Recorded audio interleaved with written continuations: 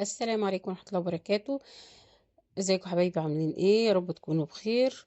والنهاردة هنعمل محشي وبط، ومعانا حلة على النار هنضيف فيها ملح وكمون حصى وقرن فلفل، والكمون والقرن فلفل عشان نضيع ريحة السليق من البيض.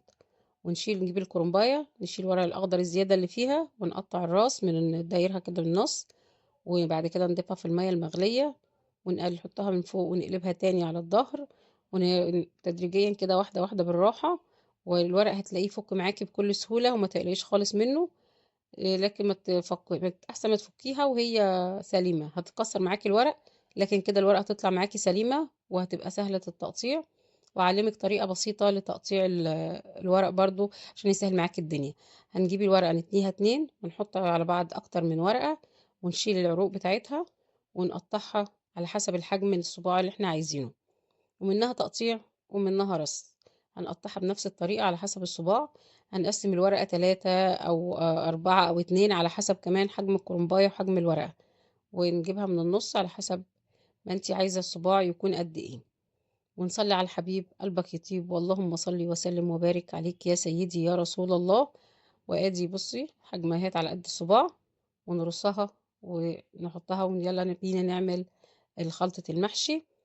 في حلة على النار هنضيف مادة دهنية، وحطيت معلقة بابريكا عشان تحمرها، وكرملت شوية سكر الأول، وضفت الطماطم. فالطريقة دي سهلة وسريعة وبتطعم المحشي. وبعد كده حطينا بهاراتنا الحلوة وضفنا البصل، تبلناه بشوية فلفل وكمون، أو حتى لو مش هتبلتهوش تضيفيه كمل التسوية بتاعته مع الصلصة.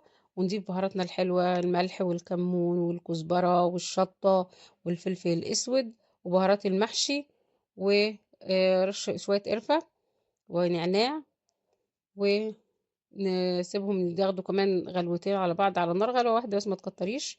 ونضيف بقية الزيت، لأن أنا بحطش زيت كتير في الأول، لأن الزيت اللي هو متحط وهو من الإزازة زي ما بيقولوا بيطعم المحشي أكتر، بيديله تطعيمة حلوة. وبعد كده هنضيف الخضرة والفلفل الأخضر، بقطع فلفل أخضر بحطه معاهم بيطعم جدا المحشي. ونقلبه بعد كده فص توم، ونغسل الرز ونجهزه.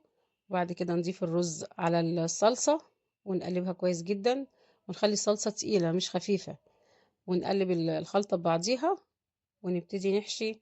وهتلاقي الدنيا سهلة خالص والموضوع بسيط. ونحفظيه في الحلة، نقطع بصل وفلفل أخضر وطماطماية، ونرش عليهم رشة فلفل ورشة ملح وشرايح ليمون. دي القاعدة بتاعت ورق العنب، بتفرق في طعم ورق العنب جدا، بتخليه جميل جدا جدا جدا. لو حابين تعملوها في أي محشي تاني عادي، بس نشيل الليمون عشان الليمون دوت في ورق العنب. بعد كده هنحشي البتنجان والكوسة، وادي الكرنب بنحشي الصباعات. شفت الصباع صغير ازاي؟